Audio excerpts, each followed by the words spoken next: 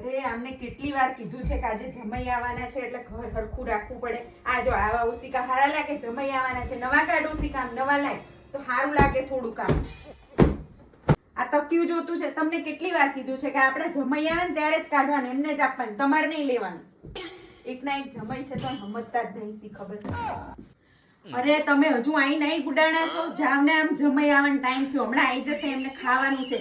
એમને છે ને શ્રીખંડ બહુ ભાવે છે અને છે ને ખમણ પેલા લઈ આવજો, એમને ખમણ એ ભાવે છે. જમાઈ આવે ને એટલે એમને ભાવે એ જ વસ્તુ લાવવાની. જાઓ ફટાફટ લઈ આવો જઈ, કીધા વગર તો કોઈ કામ નહીં કરતા. લો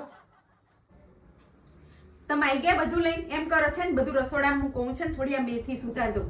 જમાઈને મેથી ભજીયા બહુ ભાવે છે એટલે ખમણ લાયા તો શું થઈ ગયું, ભજીયા ભાવે એટલે ભજીયા બનાવવાના જ છે.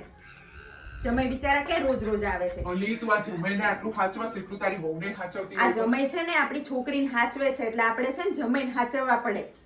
નકરું વહુ વહુ જ કરતા હોય, જમાઈને હાચવવા પડે. છોકરીને તો હાચવે હરખું એટલે જમાઈને હાચવવી છે. ખબર પડે નહીં કઈ.